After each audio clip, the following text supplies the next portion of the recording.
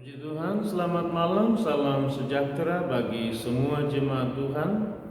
Kiranya Tuhan memberkati kita malam ini melalui renungan firman Allah. Sebelum kita masuk dalam firman Tuhan, mari kita tundukkan kepala dan berdoa. Bapa, kami bersyukur malam ini kembali kami akan bersekutu dengan Tuhan dalam firman-Mu. Urapi hamba-Mu, urapi firman-Mu. Buka pula lah pikiran dan hati umat-Mu untuk mengerti, oh Tuhan, taburan penyampaian firman-Mu Bapa. Berkatilah umat-Mu dengan firman-Mu dalam nama Tuhan Yesus. Haleluya, haleluya. Semua kita dalam Tuhan berkata, amin. Puji Tuhan, jemaat yang dikasihi oleh Tuhan, mari silahkan ambil Alkitab kita masing-masing dan kita membuka Alkitab kita dari Perjanjian Baru, yaitu dari surat Kolose pada pasal yang kedua. Kita akan masuk pada renungan ayat yang ke-11 sampai dengan ayatnya yang ke-15. Surat Kolose pasal yang kedua ayat 11 sampai dengan ayat yang ke-15. Baik, kalau sudah dapat, mari kita baca bersama-sama Kolose pasal 2 ayat yang ke-11, 2, 3. Dalam Dia kamu telah disunat, bukan dengan sunat yang dilakukan oleh manusia, tetapi dengan sunat Kristus yang terdiri dari penanggalan akan tubuh yang berdosa. Saudaraku, dalam ayat yang ke-11 ini, di mana firman Tuhan berkata bahwa dalam Dia, kata Dia di situ yaitu dalam Tuhan Yesus Kristus, kamu telah disunat. Kita ini semua katanya yang percaya kepada Yesus dan berada di dalam Yesus, kita semua ini telah disunat. Kata firman Tuhan ini di dalam Tuhan. Kemudian dikatakan berikutnya, bukan dengan sunat yang dilakukan oleh manusia. Jadi sunat yang dilakukan di dalam Tuhan bukan sunat yang dilakukan oleh tangan manusia dengan cara, saudara yang kasih dalam Tuhan, mengerat kulit katan daripada laki-laki, saudaraku, yang disunat. Jadi kita di dalam Tuhan Yesus mengalami yang namanya sunat rohani, saudara yang kasih dalam Tuhan. Iya, sampai dikatakan tetapi dengan sunat Kristus, ya jelas, yang terdiri dari penanggalan akan tubuh yang berdosa. Jadi sunat Kristus, sunat yang dilakukan oleh Tuhan kepada kita adalah sunat dikatakan terdiri dari penanggalan, atau saudaraku melepaskan hidup kita dari apa? Dari tubuh yang berdosa. Jadi artinya apa ini? Sebuah pertobatan yang sungguh-sungguh yang terjadi, yang dialami oleh kita, di mana kita menanggalkan atau melepaskan semua hidup yang berdosa, hidup yang tidak berkenan di hadapan Allah, semua hidup lama, semua hidup jahat, semua yang bernama dosa itu. Firman Allah berkata, semuanya ditanggalkan, semuanya dilepaskan dari dalam hidup kita ini, dan kita hidup di dalam Kristus, hidup yang baru, hidup yang mengasihi Tuhan, hidup yang melakukan kebenaran firman Allah. Itulah rupanya saudaraku sunat rohani, sunat Kristus, sunat yang dilakukan oleh Tuhan kepada kita saudara-saudara. Iya. Kemudian ayat yang ke-12 berkata, karena dengan Dia, karena dengan Yesus, ya, kamu dikuburkan dalam baptisan air. Dan di dalam Dia, di dalam Yesus maksudnya begitu, kamu turut dibangkitkan juga oleh kepercayaanmu kepada kerja kuasa Allah yang telah membangkitkan Dia, maksudnya membangkitkan Yesus dari orang mati. Saudara yang dikasihi, perhatikan itu bahwa tadi ayat yang ke-11 berkata bahwa dengan Yesus kita sudah disunat dengan sunat Kristus, yaitu melepaskan atau menanggalkan semua hidup yang tidak berkenan kepada Tuhan atau hidup dosa. Saudara, ayat yang ke-12 ini berkata, dengan Yesus kamu telah dikuburkan dalam baptisan. Jadi saudara yang telah masuk dalam baptisan air, itu artinya saudara telah dikuburkan semua hidup yang lama, hidup dosa, hidup jahat, hidup yang tidak baik, hidup yang tidak berkenan kepada Tuhan itu ternyata dikatakan telah dikuburkan dalam baptisan air. Dan di dalam Dia, di dalam Yesus pula kamu turut dibangkitkan juga oleh kepercayaanmu kepada kerja kuasa Allah yang telah membangkitkan Yesus dari antara orang mati. Jadi kita bukan saja saudaraku mengambil persamaan dalam penguburan Yesus dalam baptisan air, tetapi juga dikatakan kita turut dibangkitkan oleh saudaraku, kebangkitan Yesus dari antara orang mati oleh karena kepercayaan dan iman kepada pribadi Yesus Kristus, saudara. Lalu ayat yang ke-13, iya, kamu juga meskipun dahulu mati oleh pelanggaranmu. Jadi kita ini semua dulu adalah mati, katanya saudaraku, di hadapan Tuhan. Karena apa? Karena pelanggaran. Pelanggaran itu adalah apa? Dosa. Jadi dosa, pelanggaran yang kita buat itu kita menjadi mati di hadapan Tuhan. Iya. Kalimat selanjutnya, dan oleh karena tidak disunat, oleh karena tidak bertobat, maksudnya saudara, oleh karena kita belum lahir baru, saudara-saudara. Iya. Dan oleh karena tidak disunat secara lahiriah, telah dihidupkan Allah bersama-sama dengan Dia. Puji Tuhan, saudara, kemudian kita dihidupkan oleh Tuhan bersama-sama dengan Yesus, saudara. Ya, sesudah Yesus mengampuni segala pelanggaran kita. Karena apa?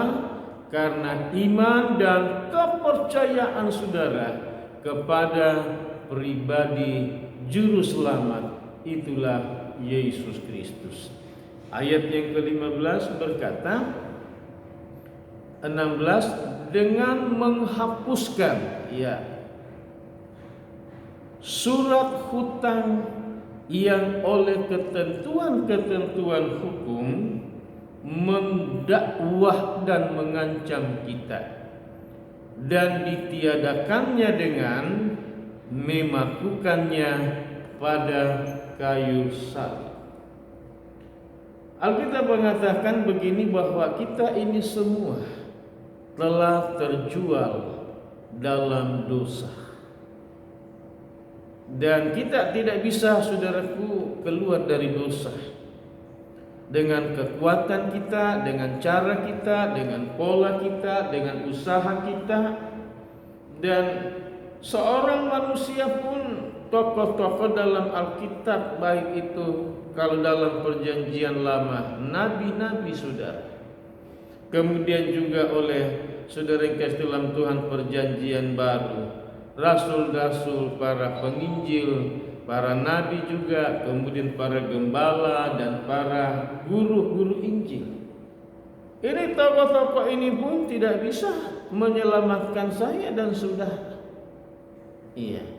Tetapi yang bisa menyelamatkan saya dan saudaraku hanya oleh Yesus saja. Yang apa? Yang menghapus semua surat hutang kita, yang oleh ketentuan-ketentuan hukum mendakwa dan mengancam kita kepada apa? Hukuman mati, kebinasaan bersama iblis di dalam neraka. Seperti itu saudara-saudara. Tetapi apa yang terjadi? Oleh Yesus Kristus dikatakan, ditiadakannya semua surat hutang dan semua dakwaan yang mengancam kita itu, ditiadakannya oleh Yesus, dihapuskannya oleh Yesus. Dengan cara bagaimana?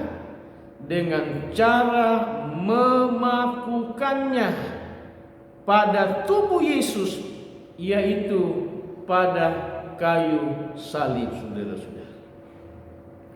Jadi semua surat hutang dosa kita, semua dakwaan yang mengancam kita, saudara yang dikasih dalam Tuhan, yang dapat menghapus dan mentiadakan semuanya itu hanya satu pribadi dari sorga. Pribadi itu bernama Tuhan Yesus Kristus. Ia datang ke dalam dunia dalam rupa dan keadaan manusia, dan dikatakan bahwa ditiadakannya semua surat hutang dosa, semua dakwaan itu dengan memakukannya dalam tubuh Yesus pada kayu salib itu. Kemudian ayat yang ke-15, ia atau Yesus telah melucuti pemerintah-pemerintah dan penguasa-penguasa dan menjadikan mereka tontonan umum dalam kemenangannya atas mereka. Saudaraku, Yesus mati di atas kayu salib adalah menghapus semua surat hutang dosa kita. Surat hutang dosa itu adalah surat hutang dosa yang pertama kita mewarisi dari nenek moyang kita, saudaraku Adam. Dari nenek moyang kita generasi yang kesekian, orang tua saudara, dan juga termasuk yang saudara sendiri telah memperbuat dan melakukannya. Saudara kasih dalam Tuhan, ternyata semuanya itu telah dihapus oleh Yesus di atas kayu salib. Iya. Dan saudara-saudara kasih dalam Tuhan, pada waktu peristiwa Yesus saudaraku disalibkan dan kemudian ia dikuburkan, maka semua pemerintah-pemerintah, terutama pemerintah yang ada di tanah Israel di Yerusalem, dan juga oleh penguasa-penguasa yang ada di sana, saudara, ketika Yesus disalibkan kemudian dikuburkan, mereka merasa bahwa mereka mengalami kemenangan sebab pribadi yang bernama Yesus itu telah mereka bunuh, telah mereka salibkan, telah mereka kuburkan, dan ia tidak bisa berbuat apa-apa lagi sebab ia sudah menjadi mayat atau jenazah yang kaku di dalam kubur. Ternyata saudara-saudara, kematian Yesus setelah 3 hari 3 malam, Alkitab mengatakan apa? Ia bangkit dari antara orang mati. Untuk apa? Yang pertama adalah menyatakan dirinya sebagai anak Allah yang hidup. Yang kedua, menyatakan bahwa maut tidak dapat menguasai Yesus. Atau dengan kata lain, Yesus telah menang atas maut dan kematian itu melalui kebangkitannya dari antara orang mati. Yang ketiga adalah memberi kepastian kepada semua orang yang percaya dan beriman kepada Yesus, bahwa kalau ia mati nanti, ia akan bangkit sama seperti Yesus bangkit dari antara orang mati, kemudian ia naik ke surga.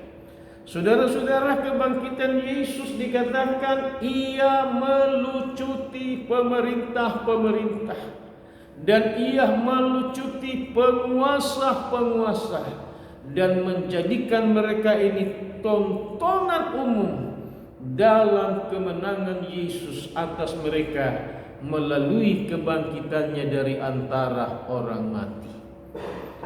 Saudaraku, jemaat yang dikasihi dan diberkati oleh Tuhan, iya, kematian Yesus adalah menghapus semua surat hutang dosa kita. Iya, dan kebangkitannya dari antara orang mati adalah memberi kepastian dan kemenangan kepada saudara untuk hidup berkemenangan dalam iman kepada pribadi Yesus dalam menghadapi semua pergumulan hidup saudaraku, perjuangan di atas muka bumi ini. Biarlah kita selalu mengarahkan segenap hidup kita kepadanya, mengarahkan semua pekerjaan, aktivitas, usaha, pendidikan saudara, kerinduan, pergumulan saudara. Yesus yang sudah menang itu, yang melucuti pemerintah-pemerintah, yang melucuti semua penguasa, menyatakan bahwa ia menang. Maka yakin dan terima pula lah kemenangan yang dari Tuhan Yesus Kristus. Haleluya, haleluya. Tuhan Yesus memberkati dan menolong kita semuanya. Baik, mari kita tundukkan kepala dan masuk dalam doa. Bapa, kami bersyukur kepadamu buat Tuhan kemenangan yang Tuhan beri kepada kami. Tuhan Yesus yang telah rela mati di atas kayu salib dan memakukan semua salah dosa kejahatan dan semua surat hutang dosa kami, serta semua dakwaan-dakwaan dari iblis dari dunia ini. Tuhan sudah menghapusnya di atas kayu salib. Haleluya. Dan Tuhan pula yang telah bangkit dari antara orang mati, menang atas semua pemerintah-pemerintah, penguasa, melucuti dan haleluya oleh kemenangan-Mu Tuhan, dan juga menjadi kemenangan bagi kami semuanya yang beriman sungguh kepadamu Bapa. Bapa di sorga, mari Tuhan lawat dan berkati semua umat-Mu malam ini yang sudah mendengar firman-Mu. Tuhan Allah yang mengerjakan dan menghidupkan firman-Mu di dalam hati mereka semua untuk hidup di dalam iman, hidup di dalam kemenangan bersama-sama dengan Tuhan Yesus Kristus. Segala pujian bagi-Mu Bapa. Berkatilah umat-Mu dalam semua pekerjaan, dalam semua usaha, dalam semua apa saja yang dilakukannya. Bapa memberkati. Dalam nama Tuhan Yesus Kristus hamba berdoa dan mengucap syukur. Jemaat Tuhan, mari semua mengarahkan segenap hati kepada Tuhan, lalu terimalah segala rahmat berkat daripada Allah Bapa, kasih karunia, cinta kasih sayang dari Tuhan Yesus, persekutuan dan kekuatan daripada Allah Roh Kudus dan penghiburan serta damai sejahtera dan sukacita.